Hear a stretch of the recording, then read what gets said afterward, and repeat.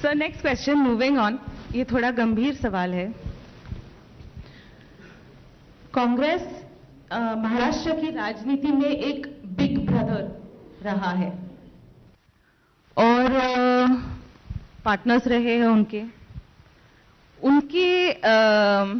कार्यकाल में हमने बहुत टेररिज्म देखा है, B it the 93 bomb blast, B it the Taj hotel bombing.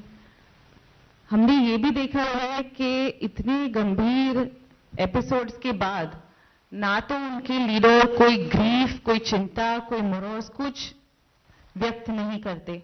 In fact 93 के ब्लास्ट के वक्त चीफ मिनिस्टर शरद पवार जी ने एक एडिशनल ब्लास्ट इन्वेंट किया था ताकि समाज मुसलमानों पर उंगलियां ना उठाए। ताज की बॉम्बिंग के बाद चीफ मिनिस्टर, कांग्रेस के चीफ मिनिस्टर अपने बेटे, जिनको वो एज एन एक्टर लॉन्च करना चाहते थे, फिल्म इंडस्ट्री के प्रोड्यूसर्स, डायरेक्टर, एक्टर, ये टेरर टूरिज्म के लिए होटल पर दौरा करने गए। तो now we see that terrorism has been wiped out, but why does it happen? Why does terrorism become so widespread, had become so widespread in Congress rule, and how are you able to keep the country safe under Prime Minister, sir? देखिए, एक बात तो दुनिया का सत्य है, भय भी न होए न प्रीत, ये रामायण में भी कहा है। और जो व्यक्ति या जो संस्था या जो देश मजबूत होता है वही शांति प्रस्तापित कर सकता है, कमजोर कभी शांति प्रस्तापित नहीं कर सकते। और भारत ने एक ऐसा दौर देखा है कि जब हमारा पड़ोसी देश हमारे देश में क्रॉस बॉर्डर टेररिज्म करता था, आतंकियों को भेजता था, हमारे देश में अलग अलग प्रकार से बम विस्फोट करवाता था, लोगों को मारता था, और हमारी सरकार क्या कहती थी?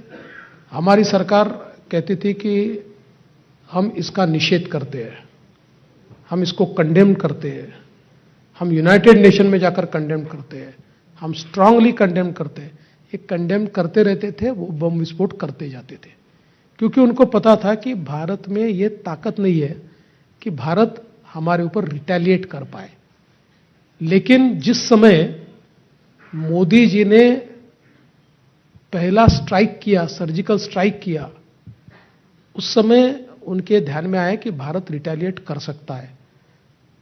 लेकिन बावजूद उसके उन्होंने जब दूसरा अटेम्प्ट किया और जब एयर स्ट्राइक हुआ तो उनके ध्यान में ये कैपेबिलिटी भारत की आई कि ये पुराना भारत नहीं है जो अमेरिका के पास जाकर रोएगा, जो यूनाइटेड नेशन में जाकर रोएगा कि भाई हमको बचा लो, इनको समझाओ।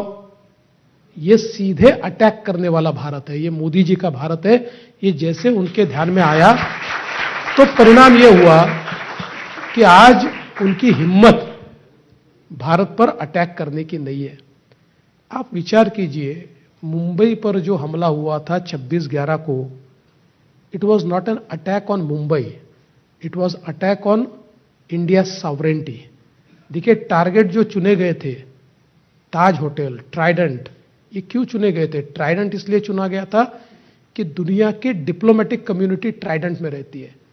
ताज इसलिए चुना गया था कि भारत के जो एक आर्थिक केंद्र है, उस आर्थिक केंद्र का सिंबल ये ताज होटल है।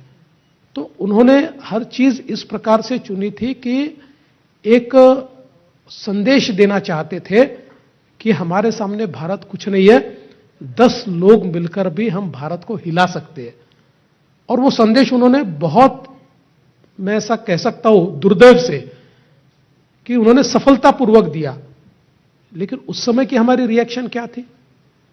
हम लोग अमेरिका के पास चले गए और अमेरिका ने ये सारी चीजें पता होते हुए भी डेविड हेडली, तहूर राणा, ये सारे जो आतंकी थे जो उसके पास थे, उनका एक्सेस भी हमको नहीं दिया।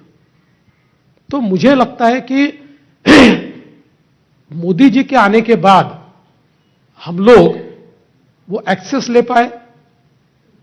जो लोग इस षड्यंत्र में थे उनको दंडित करने का काम हमने किया। तो कांग्रेस की सरकार में एक बहुत वीक इस प्रकार की गवर्नमेंट को हमने देखा, जो अपने आप को मजबूत नहीं रख सकती थी, जो अपने आप को एसेट नहीं कर सकती थी, जो दूसरी शक्तियों पर डिपेंडेंट थी, और फिर वही चीजें नीचे तक आती है। देखिए, जैसी सरकार देश में चलती है वैसी सरकार फिर प्रदेशों में चलना शुरू हो जाती है। तो ये परिस्थितियां उस समय हमने देखी। आज हम लोग ये दावे के साथ कह सकते हैं, पाकिस्तान तो छोड़ दीजिए, अब चीन की भी ये हिम्मत नहीं है कि चीन सीधा आंख उठाकर हमारे सामने देख सके। जी, थैंक यू सर। सर, एक पॉलिटिकल क्वेश्चन है अब। हम इससे पहले पॉलिटिकल नहीं थे। ये थोड़ा ज्यादा पॉलिटिकल क्वेश्चन है सर। इंडिया अलायंस का ये नारा